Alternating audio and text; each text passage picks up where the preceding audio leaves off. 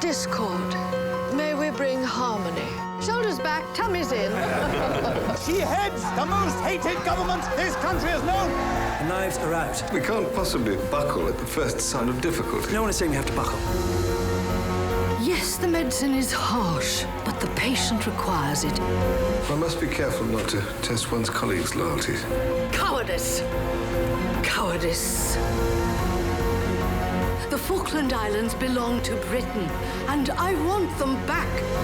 If we are going, we have to go now. We will stand on principle, or we will not stand at all. She's such a gigantic figure in the 20th century. Arguably occupied a position no woman in the Western world has. And a contentious figure, a figure who invites a big reaction on both sides, her proponents, her adversaries. So if you're eager for a good fight like I am, this is the part to play. Action! Margaret Thatcher is a sort of almost totemic kind of figure. You know, to one half of the nation, she's the Blessed Margaret, the sainted saviour of our post-war world. And the other, she is she-devil, she is monster mother. And it just seemed like those two positions had not really changed since 1990. I take very seriously the trust placed in me by the British people, and I will work hard every day to live up to that responsibility. It concerns itself not only with the big picture, the panoply of her political life, but also with the denouement of the end of such a life. Hello, June. Any news? Looking at it in the present day, in retrospect, thinking about what the cost of that kind of life was, if there was a cost, what it's like to be an old lady and ignored by society in general, what it's like to lose power. Margaret. Yes. Western civilization must root out this evil wherever it hides, or she risks defeat at the hands of global terror in a nuclear age unimaginable. Yeah. Prime Minister made a very good statement, I thought. Yes, clever man. Quite a smoothie. The story we're trying to tell is it's our lives, but sort of writ large, because it's obviously, you know, the mighty leader, the global superstar who is now just Mrs. Nothing. Dennis?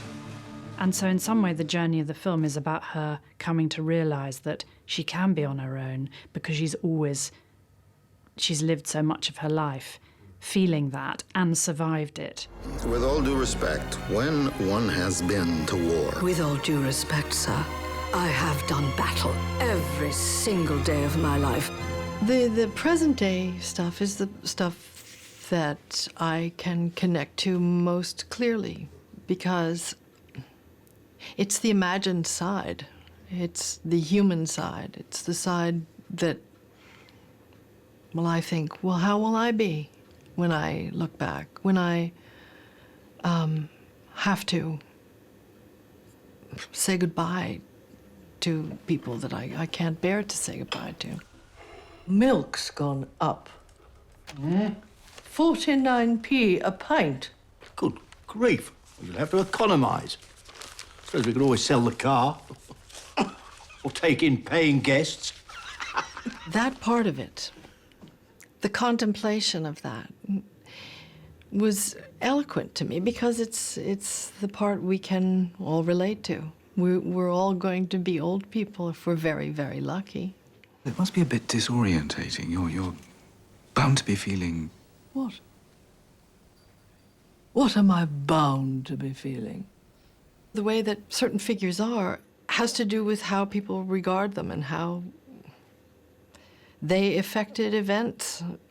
It's because they were of their vehemence or their fortitude or their relentlessness or their hard-working determination to achieve something at you know, cost of whatever stands in their way. I mean, how she seemed is how she was, and why we look at her the way we do. Ask me what I'm thinking. What are you thinking, Margaret? Watch your thoughts, for they become words. Watch your words, for they become actions. Watch your actions, for they become habits. Watch your habits, for they become your character. And watch your character, for it becomes your destiny. What we think, we become. My father always said that. And I think I am fine. Margaret Thatcher is the most significant female political leader the country's had, really since Elizabeth I. And I was really interested in the notion of the lone woman in a sea of men in a political world. Gentlemen, shall we join the ladies? Of course, what set Thatcher apart was that she came into a court of men who regarded her as inferior. And it was interesting when I asked one of her ministers which was more significant in her relations with her ministers, the fact that she was a woman or the fact that she was lower middle class. And he said, unquestionably, the fact that she was lower middle class. For some of my colleagues to imagine me as their leader, it'd be like imagining, I don't know, being led into battle by their chambermaid. The set was an exact replica. I visited the House of Commons and was really taken aback at how the place really does pulse with history, and how tiny it is, and how personal it is, and how the adversaries stare each other down and shout each other down, and all the barnyard sounds they make. It's very sort of un-British. And the Right Honourable Lady deny that having brought about the biggest collapse in industrial production since 1921, ensures that the rich get richer and the poor are irrelevant. There was this amazing tension, and when she walked into the House of Commons set, there were 350 men staring at her. I'm sure a lot of them were thinking, OK, come on, darling, show us how it's done. The Right Honourable Gentleman knows that we had no choice but to close the school.